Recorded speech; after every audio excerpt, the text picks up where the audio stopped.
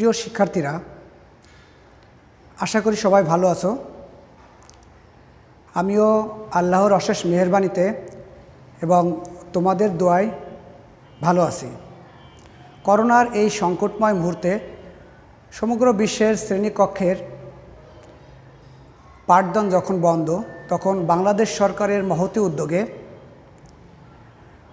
Online digital ক্লাসের মাধ্যমে শিক্ষার্থীদের সুবিধার্থে অনলাইন ক্লাসের সুব্যবস্থা করেছে।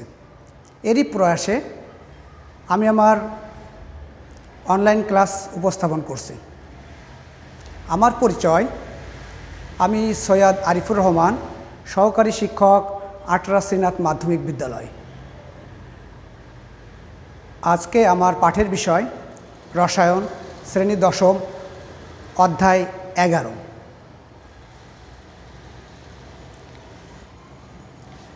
প্রিয় শিক্ষার্থীরা, তোমরা এটা কি দেখতে পাচ্ছ?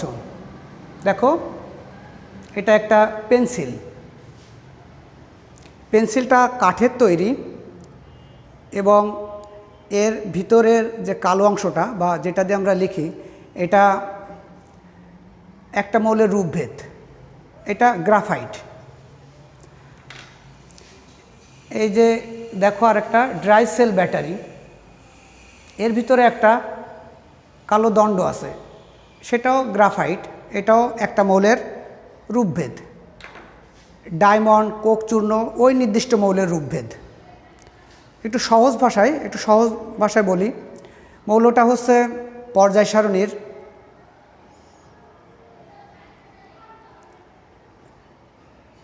তে অবস্থিত এবং এর পারমাণবিক সংখ্যা 6 এবং পারমাণবিক ভর 12। একটু চিন্তা করে বলো তো, মৌলটা কি? হ্যাঁ, মৌলটা হচ্ছে কার্বন। আরেকটা মৌল নিয়ে একটু আলোচনা করি। পর্যায় সারণীর আরেকটা মৌল, যেটা গ্যাসীয় অবস্থায় থাকে, খুব হালকা মৌল, পর্যায় সারণীর সবচেয়ে পারমাণবিক ভর কম এবং এর পারমাণবিক ভর 1। মৌলটা কি বলো তো? হ্যাঁ, মৌলটা হাইড্রোজেন। তাহলে আমরা প্রথম যে মৌলটা পেলাম সেটা হচ্ছে কার্বন এবং পরবর্তীতে যে মৌলটা পেলাম সেটা হচ্ছে হাইড্রোজেন। তাহলে বলো তো, কার্বন ও হাইড্রোজেন সম্পৃক্ত যৌগকে কি বলে? হ্যাঁ, হাইড্রোকার্বন। তাহলে আজকে আমাদের পাঠের বিষয় বা আমরা যা শিখব সেটা হচ্ছে হাইড্রোকার্বন।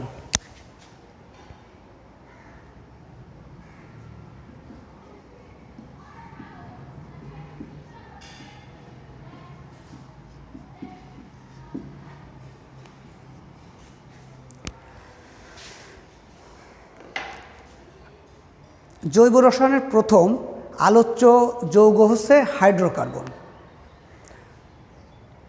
তাহলে আমরা জৈব রসায়ন সম্পর্কে একটু জানি। জৈব রসায়ন বা জৈব রসায়নের যে প্রাথমিক ইতিহাস, সেটা প্রথম 1808 সালে সুইডিশ বিজ্ঞানী বার্জেলিয়াস একটা মতবাদ দেয়। সেটা হচ্ছে উদ্ভিদ ও প্রাণীর ভিতর বা সজীব পদার্থের ভিতর এক ধরনের যৌগ তৈরি হয়, সেগুলো হচ্ছে জৈব যৌগ। 1815 সালে এসে সুইডিশ বিজ্ঞানী বার্জেলিয়াস কাছাকাছি আর একটা ধারণা পোষণ করে। সেটা হচ্ছে যে মনে করে যে উদ্ভিদ ও প্রাণীর ভিতর এক রহস্যময় শক্তির মাধ্যমে বা এক অভূতপূর্ব শক্তির মাধ্যমে এই যৌগগুলো তৈরি হয়। এই কারণে এই তত্ত্বটার নাম দেওয়া হয় প্রাণশক্তির তত্ত্ব বা মতবাদ। কিন্তু পরবর্তীতে 1828 সালে ফ্রিডরিখ উহলার বিজ্ঞানাগারে অ্যামোনিয়াম ক্লোরাইড ও লেড সায়ানেটের বিক্রিয়ায় অ্যামোনিয়াম সায়ানেট তৈরি করে। এই অ্যামোনিয়াম সায়ানেটকে যখন তাপ দিয়ে বাষ্পীভূত করার চেষ্টা করে, তখন হঠাৎ বা আকস্মিকভাবে দেখে ইউরিয়া তৈরি হয়ে গেছে। ইউরিয়ার সংকেতটা হচ্ছে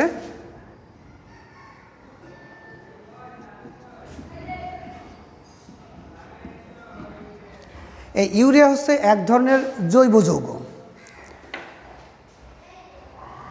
বার্জেলিয়াসের ধারণা ছিল বা অন্য বিজ্ঞানীদের ধারণা ছিল যে জৈব যৌগগুলো বিজ্ঞানাগারে তৈরি করা সম্ভব নয়, কিন্তু এই ফ্রিডরিখ উহলার এই বিজ্ঞানাগারে এই পরীক্ষা করতে যে ইউরিয়া তৈরি করে, তখন থেকে বিজ্ঞানীদের ধারণা পাল্টে যায় যে না, জৈব যৌগ বিজ্ঞানাগারে তৈরি করা সম্ভব। এই কারণে ফ্রিডরিখ উহলারকে জৈব রসায়নের জনক বলা হয়।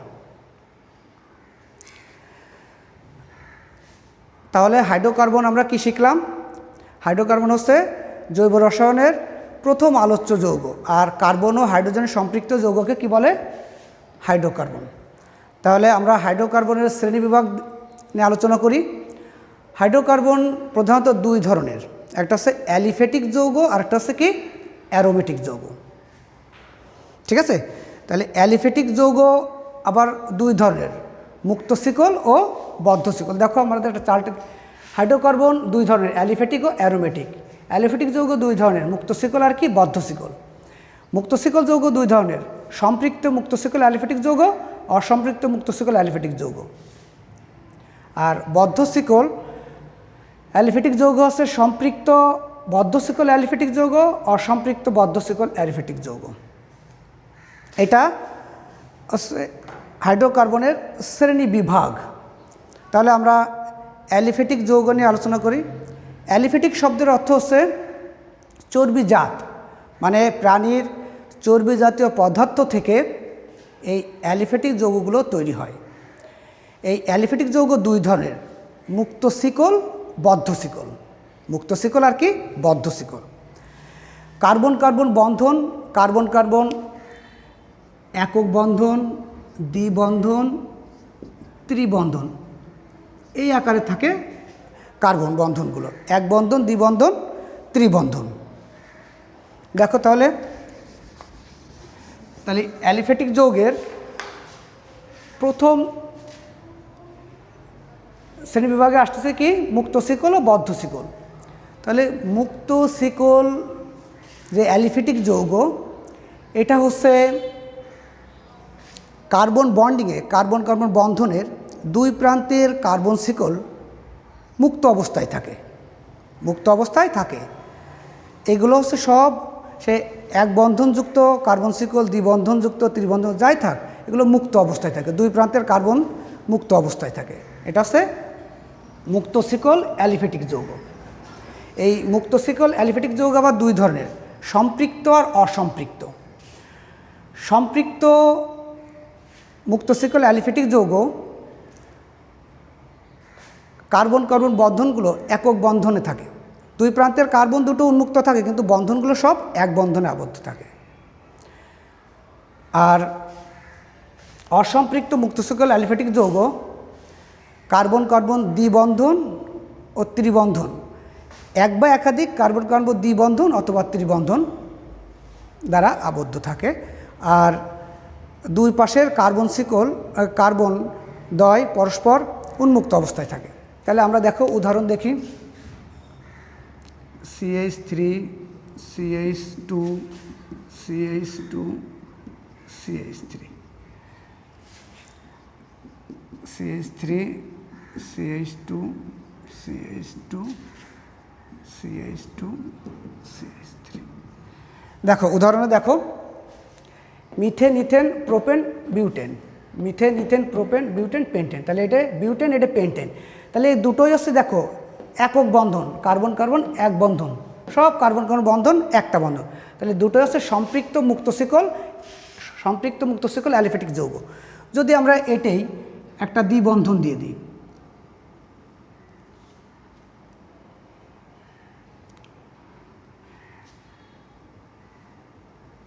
এটা যদি ত্রিবন্ধন দিয়ে দিই, দেখো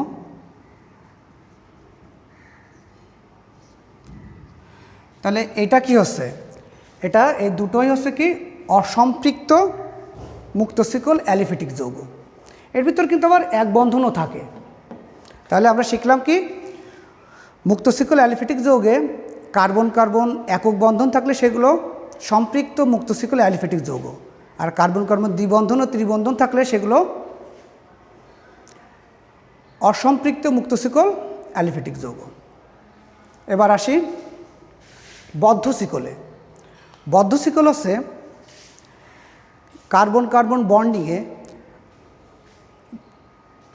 প্রান্তের কার্বন দ্বয়, দুই প্রান্তের কার্বন দ্বয় একটা বলয় বা চক্র আকারে থাকে, একটা বলয় তৈরি করে। আগে ছিল মুক্ত শিকলেও মুক্ত থাকে, এইটাই দেখো এই দুই প্রান্তে কিন্তু মুক্ত অবস্থায়, আর বদ্ধ শিকলে বলয় বা চক্র তৈরি করে। দেখো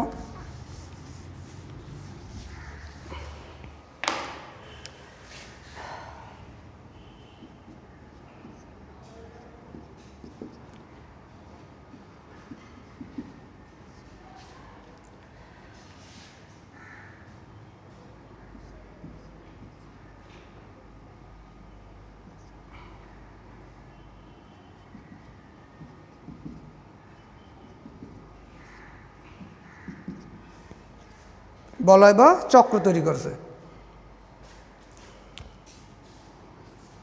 তাহলে বদ্ধ শিকল অ্যালিফেটিক যৌগ আবার দুই ধরনের, একটা হচ্ছে সম্পৃক্ত, একটা হচ্ছে অসম্পৃক্ত।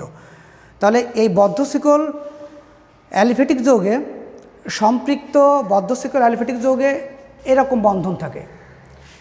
এটা হলো সাইক্লোপ্রোপেন, সাইক্লোবিউটেন, একক বন্ধন দ্বারা আবদ্ধ থাকে।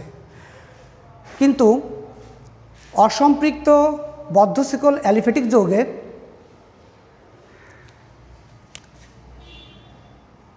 একটা দ্বিবন্ধন থাকে, এক বা একাধিক দ্বিবন্ধন থাকে এরকম। তাহলে এটারে বলা হচ্ছে কি সাইক্লো, আগে বলা হচ্ছিল কি সাইক্লোপ্রোপিন, এবার বলা হচ্ছে সাইক্লোপ্রোপিন, সাইক্লোবিউটিন। তাহলে যখন বন্ধন একটা থাকবে তখন সম্পৃক্ত বদ্ধ শিকল অ্যালিফেটিক যৌগ, আর এগুলো যখন দ্বিবন্ধন থাকবে তখন অসম্পৃক্ত বদ্ধ শিকল অ্যালিফেটিক যৌগ। ঠিক আছে, বোঝা গেছে? এবার আমরা দেখো চলে আসি, বাকি থাকলো কি অ্যারোমেটিক যৌগ। অ্যারোমেটিক যৌগ, তাহলে অ্যালিফেটিক যৌগ কী বললাম? অ্যালিফেটিক যৌগ মুক্ত শিকল, বদ্ধ শিকল। মুক্ত শিকল দুই ধরনের, সম্পৃক্ত মুক্ত শিকল, অসম্পৃক্ত মুক্ত শিকল। বদ্ধ শিকল সম্পৃক্ত বদ্ধ শিকল, অসম্পৃক্ত বদ্ধ শিকল। অ্যারোমেটিক যৌগ, অ্যারোমেটিক শব্দের অর্থ হচ্ছে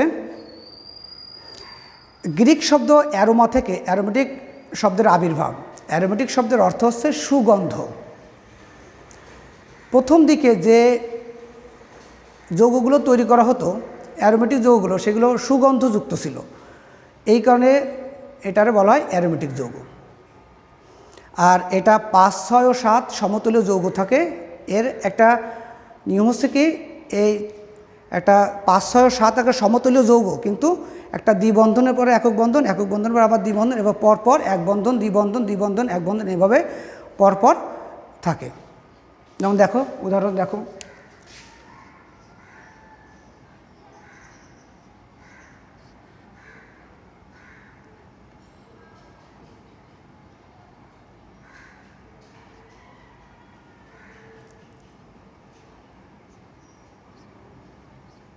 সব কার্বন দ্বারা। তাহলে দ্বিবন্ধন এই জায়গায় দিলে এই দেখো, এবার CH CH CH CH CH, এটা হচ্ছে কি বেনজিন, এটা হচ্ছে বেনজিন। ন্যাপথলিন, টলুইন, ফেনল সব অ্যারোমেটিক যৌগ। দেখো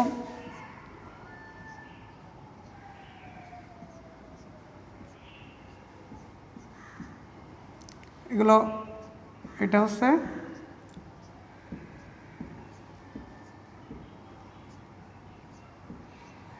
তাহলে দেখো দ্বিবন্ধন এক বন্ধন, দ্বিবন্ধন এক বন্ধন, এইভাবে আছে।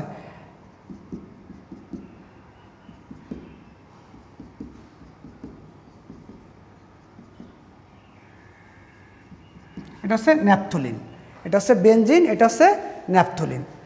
তাহলে এটারে এইভাবেও আঁকা যায়, এটাও বেনজিন,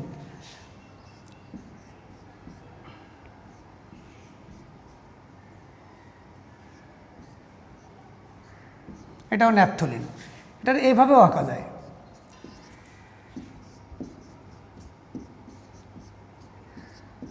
এটা ন্যাপথলিন। এরপর আছে ফেনল, তারপরে টলুইন, সব এই যে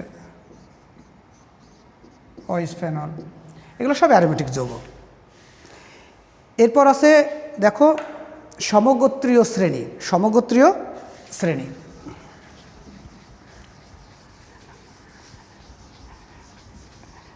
যে সকল যৌগ তাদের ভৌত রাসায়নিক ধর্ম একই ধরনের, তারপর একই শ্রেণীভুক্ত, একই রকম ধর্ম প্রদর্শন করে, এই কারণে এদেরকে কী করা হয়, একই শ্রেণীভুক্ত করা হয়, একই শ্রেণীতে রাখা হয়। এদের একটা নির্দিষ্ট সাধারণ সংকেত দ্বারা প্রকাশ করা হয়। আর এই নির্দিষ্ট সাধারণ সংকেতের যৌগগুলো সব একই ধরনের ধর্ম প্রদর্শন করে, এই কারণে এদেরকে বলা হয় সমগোত্রীয় শ্রেণী। যেমন দেখো অ্যালকেন,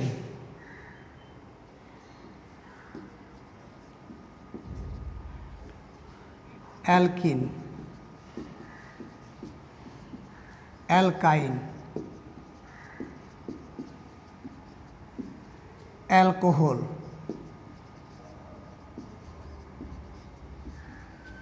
অ্যালডিহাইড,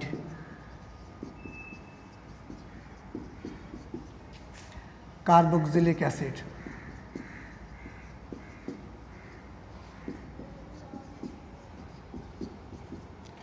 তাহলে অ্যালকেনের সাধারণ সংকেত হচ্ছে CnH2n+2, অ্যালকিনের হচ্ছে CnH2n, alkyne CnH2n-2, alcohol CnH2n+1OH, aldehyde CnH2n+1CHO, carboxylic acid CnH2n+1COOH।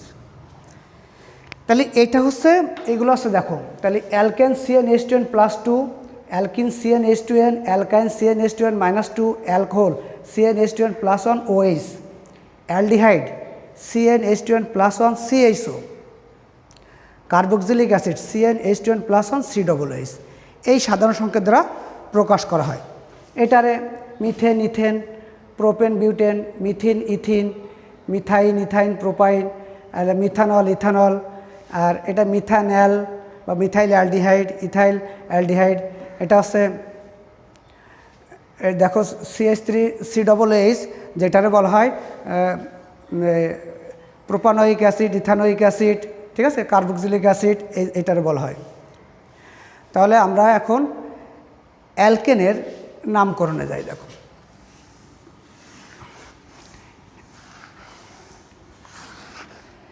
অ্যালকেনের সাধারণ সংকেত হচ্ছে CnH2n। দেখো অ্যালকেনের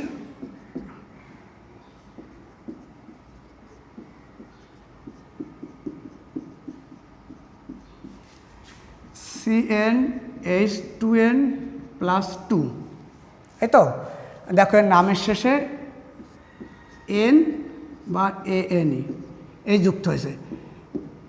তাহলে অ্যালকেন যুক্ত যৌগ সব নামের শেষে কী হবে, N বা ANE যুক্ত হবে। দেখো N সমান যখন 1, ওই যে CnH2n, তখন কি আসতেছে C1H2 × 1+2, মানে কি CH4।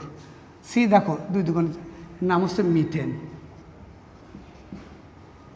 এটা হচ্ছে N সমান যখন মনে করো 2, তাহলে C2H2 × 2+2, তাহলে কি আছে C2 হচ্ছে 2 2 4 আর 2 6, ethane, methane, ethane, propane, butane.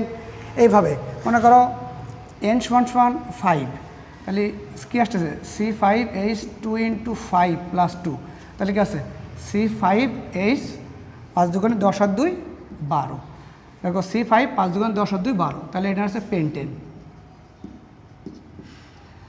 তাহলে methane, ethane, propane, butane, pentane, মনে করো N সমান 8, তাহলে কি আছে C8H2 × 8+2, মানে কি C8 আর 2 16 আর 2 18।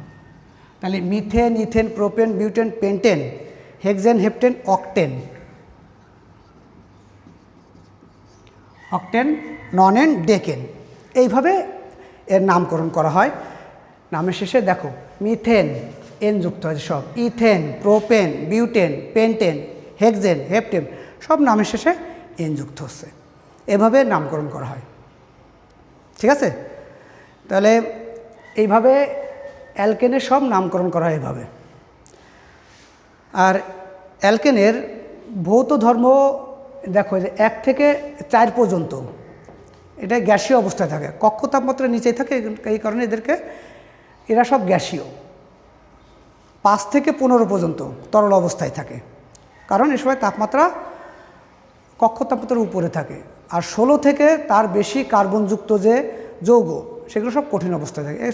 এগুলো কার্বন সংখ্যার পরিবর্তনের সাথে সাথে গ্যাসীয়, তরল, কঠিন এই অবস্থা ধারণ করে। ঠিক আছে, তাহলে বোঝা গেছে। তাহলে আমরা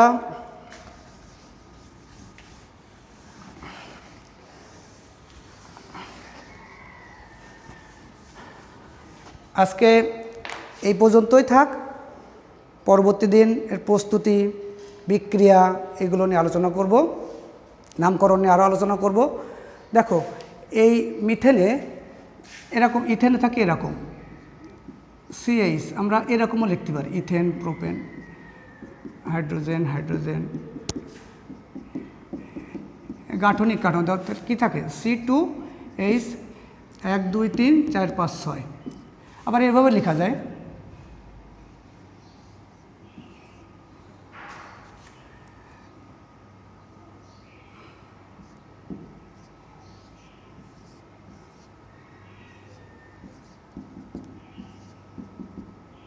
এগুলোর বলে অরবিটাল চিত্র।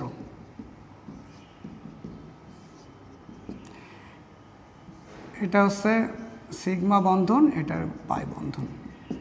এইভাবে গাঠনিক কাঠামো বা অরবিটাল চিত্র, গাঠনিক চিত্র সব এভাবেও লেখা যায়। তাহলে আমরা একটু মূল্যায়নে আসি। দেখো তোমরা কি শিখলে এত সময়, আমি কি শিখালাম সেটা তোমরা একটু দেখো। তাহলে আমরা শিখলাম অ্যারোমেটিক শব্দের অর্থ কী বলো তো তোমরা একটু চিন্তা করে। অ্যারোমেটিক শব্দের অর্থ হচ্ছে সুগন্ধ। অ্যালিফেটিক শব্দের অর্থ কী? চর্বিজাত। হাইড্রোকার্বন কাকে বলে বলো তো? কার্বন ও হাইড্রোজেন সম্পৃক্ত যৌগকে হাইড্রোকার্বন বলে। এটা বলো তো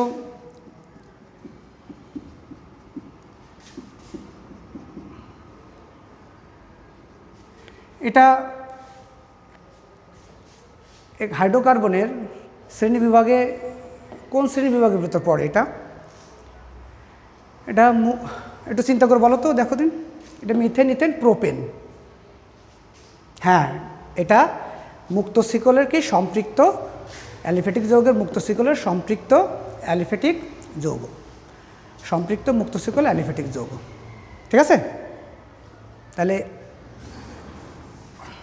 বাড়ির কাজে আসো।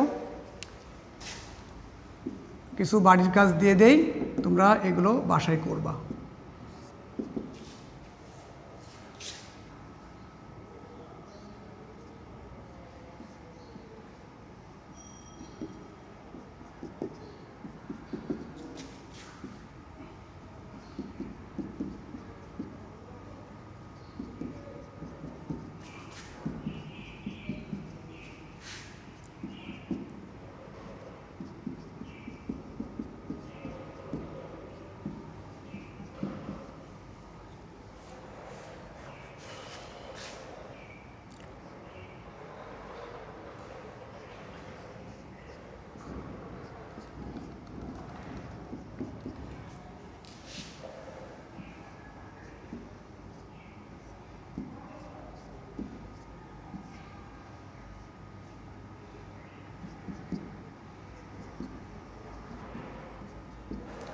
দেখো কয়েকটা হাইড্রোকার্বনযুক্ত যৌগ লিখলাম, তোমরা এগুলো খাতায় লিখে রাখো।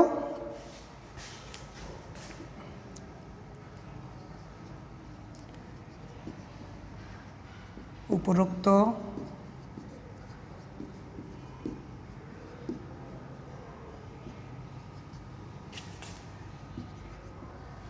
উপরোক্ত হাইড্রোকার্বনগুলোকে মুক্ত শিকল, বদ্ধ শিকল ও অ্যারোমেটিক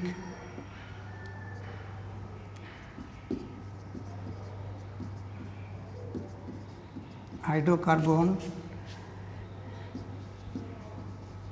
হিসাবে পৃথক করে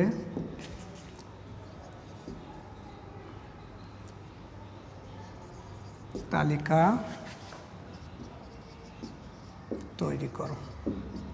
উপরোক্ত হাইড্রোকার্বনগুলোকে মুক্ত শিকল, বদ্ধ শিকল ও অ্যারোমেটিক হাইড্রোকার্বন হিসাবে পৃথক করে তালিকা তৈরি করো। মানে এটার কোনটা মুক্ত শিকল, কোনটা বদ্ধ শিকল, কোনটা অ্যারোমেটিক যৌগ, এটা আলাদা করে তালিকা তৈরি করবা। ঠিক আছে? তাহলে বাসায় একটু প্র্যাকটিস করবে এগুলো ভালো করে। পরবর্তী ক্লাসে এগুলো নিয়ে আলোচনা করব, পরবর্তী ধাপগুলো আলোচনা করব। আর তোমরা এই করোনার এই সংকটময় মুহূর্তে বাসায় ভালো পড়াশোনা করবা আর মাস্ক পরিধান করে বাসা থেকে বের হবা। সবাইকে ধন্যবাদ জানিয়ে আমি আমার আজকের ক্লাস এখানেই শেষ করছি। আল্লাহ হাফেজ।